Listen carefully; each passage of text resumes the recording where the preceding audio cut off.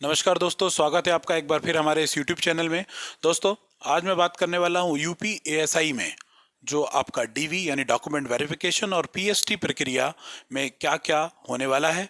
तो चलिए मैं आपको समझाता हूँ एक ऐसा माध्यम से कि आपकी कौन कौन सी प्रक्रिया से आपको गुजरना पड़ेगा डीवी पीएसटी में।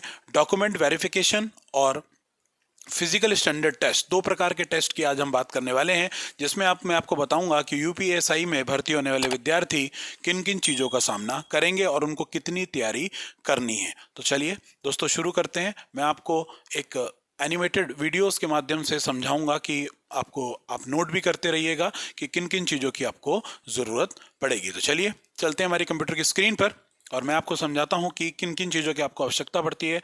तो दोस्तों, यूपी एएसआई में दो चीज़ों के बारे में आज हम बात करने वाले हैं। पहला है डॉक्यूमेंट वेरिफिकेशन और दूसरा है फिजिकल स्टैंडर्ड टेस्ट। तो डॉक्यूमेंट वेरिफिकेशन और फिजिकल स्टैंडर्ड टेस्ट क्या होता है, किन किन चीज़ों की आवश्यकता होती है, चलिए देख लेते हैं। तो जो फेजेस हैं, जिन फेजेस से आपको गुजरना पड़ेगा दोस्तों, 4 फेजेस होते हैं नौकरी प्राप्त करने के लिए। आपको पता है कि डीवी की प्रक्रिया बहुत जल्द आपको उसके एडमिट कार्ड रिलीज हो जाएंगे। सभी विद्यार्थियों को डॉक्यूमेंट वेरिफिकेशन के लिए बुलाया जाएगा। तो उसमें सबसे पहले आप दे चुके हैं एग्जाम्स, जिसकी कट ऑफ आनी अभी बाकी है। उसके बाद होता है पीएसटी यानी फिजिकल स्टैंडर्ड टेस्ट के बारे में आज बात करेंगे, जिसमें डीवी और पीएसटी टॉपिक है। फिर है तीसरा चरण पैट और फिर चौथा आपका मेडिकल और फिर भर्ती प्रक्रिया बहाल हो जाएगी। दोस्तों, ये फेज था हमारा, 4 फेजेस से गुजरना पड़ेगा आपको। एग्जाम फेज हो गया, पीएसटी है, आपका पैट है और मेडिकल फील्ड है। तो आगे बढ़ते हैं दोस्तों। सबसे पहले डॉक्यूमेंट वेरिफिकेशन का प्रोसेस आता है। डॉक्यूमेंट वेरिफिकेशन के प्रोसेस यानी जिसको आप लोग डीवी बोलते हैं, इसमें सबसे पहले बच्चों का बायोमेट्रिकली डेटा लिया जाएगा। यानी जब आप डीवी में पहुंचेंगे तो आपको एक बायोमेट्रिक डिवाइस से आपका फिंगरप्रिंट स्कैन किया जाएगा, जिससे कि आपकी अटेंडेंस ली जाएगी। उस अटेंडेंस लेने के बाद आपको क्या करना होगा, आपको बैठा दिया जाएगा। बैठाने के पश्चात डीवी में आपको 3 ऑफिसर्स आपके, जनरली मैं पिछली बार की भर्ती से रिगार्डिंग जो जो मेरे को तथ्य पता चले हैं उसके अनुसार मैं आपको बता रहा हूँ, 3 ऑफिसर्स मिलेंगे, जिसमें 2 ऑफिसर्स और एक सीनियर ऑफिसर्स होगा, जो चरणबद्ध तरीके से आपके सभी डॉक्यूमेंट को वेरीफाई करेंगे, डॉक्यूमेंट वेरिफिकेशन करेंगे। तो सबसे पहले बायोमेट्रिक के थ्रू आपकी अटेंडेंस हो जाएगी, देन आपको बैठा दिया जाएगा। उसके पश्चात आपको डॉक्यूमेंट वेरीफाई किए होंगे। जो आपने डीवी में वो चीज़ें आपकी चेक होती हैं जो आपने फॉर्म को फिल करते समय भरा था। जितनी भी डिटेल्स आपने फॉर्म को फिल करते टाइम भरी थी, वो सभी प्रकार की जानकारी वहां पर चेक की जाएगी उन ऑफिसर्स के माध्यम से। चलते हैं दोस्तों आगे। डीवी में आपके अटेंडेंस के बाद क्या होगा? डीवी में आपके अटेंडेंस के बाद होता है, आगे बढ़ते हैं, डॉक्यूमेंट वेरिफिकेशन 3 अधिकारियों द्वारा आपका लिया जाएगा। जैसा कि मैंने अभी आपको बताया है कि फेज 1 में आपको 3 अधिकारी होंगे, ऑफिसर्स, जो आपके डॉक्यूमेंट वेरिफिकेशन को वेरीफाई करेंगे। डॉक्यूमेंट वेरिफिकेशन में आपके सभी प्रकार के तथ्यों को जांचा व परखा जाएगा कि किसी प्रकार का डॉक्यूमेंट वेरिफिकेशन आपका सही है या जो आपने डिटेल्स फिल करी थी वो किस तरीके की हैं। उसके बाद डॉक्यूमेंट्स किस किस तरीके के आपको चाहिए होंगे, मैंने कौन कौन से डॉक्यूमेंट्स आपको ले जाने होंगे। तो दोस्तों, ओरिजिनल डॉक्यूमेंट्स का तो आपको एक सेट चाहिए ही। सभी ओरिजिनल डॉक्यूमेंट्स तो आप अपने साथ लेके जाएंगे ही, बट उसकी 2 फोटोकॉपी के सेट जरूर आप लेके जाएं अपने साथ डीवी में। यानी ओरिजिनल डॉक्यूमेंट्स के साथ 2 फोटोकॉपी के सेट आपको अवश्य चाहिए ही होंगे। हाई स्कूल की मार्कशीट प्लस सनद जो मार्कशीट के साथ आपको मिलती है। सनद 2010 के बाद नहीं आ रही है। सभी जो यंगस्टर्स हैं हमारे उनको पता होगा। जो पुराने हैं 2010 से पहले के पास आउट हैं, वो हाई स्कूल्स के साथ सनद लेके जाएं। इंटरमीडिएट यानी 12th का एग्जाम्स के साथ सनद लेके जाएं। ग्रेजुएशन मार्कशीट और प्लस डिग्री मार्कशीट, सभी ग्रेजुएशन की मार्कशीट लेके जाएं, प्लस साथ में उसकी डिग्री भी लेके जाएं। पोस्ट ग्रेजुएशन अगर किसी के पास आपके पास है तो ठीक है, अदरवाइज नहीं है तो दोस्तों किसी प्रकार की घबराने की आपको आवश्यकता नहीं है। पोस्ट ग्रेजुएशन कंसीडर नहीं करी जाएगी क्योंकि ये भर्ती ग्रेजुएशन रिलेटेड है।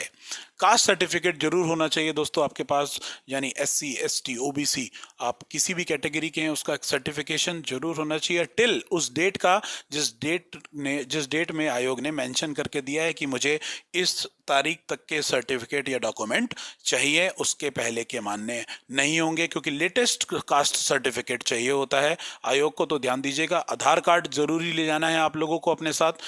एक्स सर्विसमैन है, कोई एक्स आर्मी पर्सन है, या फ्रीडम फाइटर सर्टिफिकेशन है, जो डिपेंडेंट होते हैं ऐसे विद्यार्थी, अगर वो अपने साथ इस किसी भी तरीके से डिपेंडेंट है, उनके पास सर्टिफिकेशन है, तो उसे अवश्य लेके जाएं, नहीं तो वो जनरल में कंसिडर कर दिए जाएंगे। और हाँ दोस्तों, कास्ट सर्टिफिकेट की मैं बात बताऊं, SC ST OBC कैटेगरी का बच्चे जो भी विद्यार्थी होंगे, जो भी कैंडिडेट्स होंगे, वो अगर उसमें भली भांति अपनी उनके खरा नहीं उतरते हैं उस तारीख पर, यानी उस डेट जो आयोग ने वो डेट मानी है, भर्ती बोर्ड ने जो डेट मांगी है कि इस तारीख तक के सभी डिप्लोमा या सर्टिफिकेशन मान्य होगा, तो उसी तारीख तक के सर्टिफिकेट आपको लेने होंगे।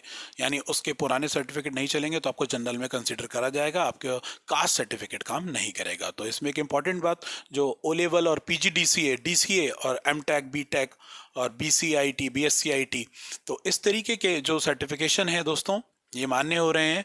मैं इन सर्टिफिकेट्स पर वो ज़रूरी चाहिए original certificate, O level, BTech हैं। अब जो भी कंप्यूटर रिलेटेड भर्तियां होती हैं ASI UPSI में, जो आपको पता है बहुत ही मैंडेटरी हैं, जो भी ज़रूरी हैं, तो आपको ओ लेवल का सर्टिफिकेशंस की ओरिजिनल फोटोकॉपी, ओरिजिनल और उसकी फोटोकॉपी, DCA, PGDCA।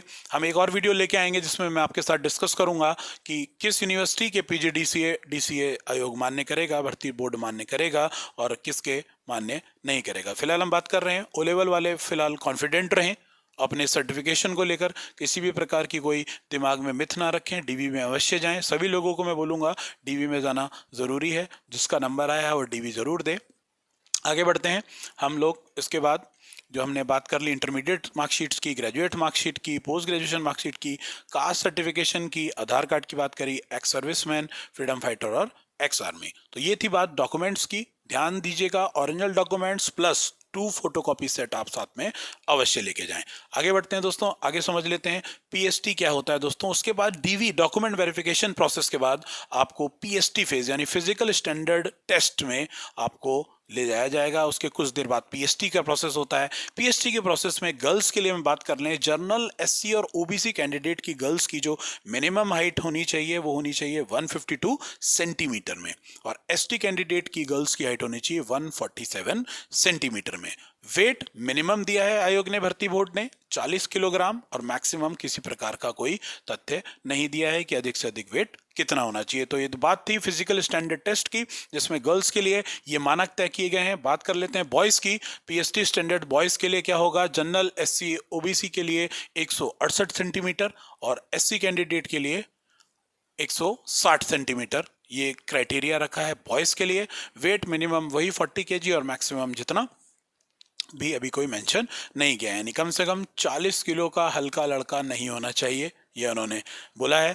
कि चेस्ट की बात करें, चेस्ट नॉर्मल 79, और एक्सपेंशन यानी चेस्ट का फुलाव की बात हो रही है दोस्तों, कि आप नीचे, जैसा कि आप नीचे देख पा रहे हैं फोटोग्राफ में, कि जो ये फिजिकल स्टैंडर्ड टेस्ट में छाती नॉर्मल 79 आप लोग सब नाप लीजिएगा, डरने की आवश्यकता नहीं है। योग वगैरह करेंगे तो आपका ये साइज इंक्रीज हो जाएगा। छाती का फुलाव कई बार नहीं आ पाता है लड़कों का, तो एक्सपेंशन जो यानी फुलाव के बाद 84 सेंटीमीटर होनी चाहिए PST के लिए। तो दोस्तों ये बात थी हमारी गर्ल्स और बॉयज़ के PST कैंडिडेट के लिए। DV में क्या क्या प्रक्रिया होती है, किन किन डॉक्यूमेंट्स का आपको ज़रूरत पड़ेगी। उम्मीद करते हैं हमारे द्वारा बताई गई वीडियो आपको समझ में आई होगी। अगर आपको किसी भी प्रकार का सुझाव है तो कमेंट बॉक्स में ज़रूर लिख के पूछिए। किसी भी प्रकार के सर्टिफिकेशन की जानकारी चाहिए, या आपको DV प्रक्रिया या PST से रिलेटेड कोई जानकारी चाहिए होती है, तो कमेंट बॉक्स में ज़रूर कमेंट कर सकते हैं। चैनल को लाइक कीजिए दोस्तों, अपना प्यार ऐसे ही देते रहिए। चैनल को लाइक कीजिए, सब्सक्राइब कीजिए और अपने दोस्तों के साथ शेयर कीजिए। धन्यवाद।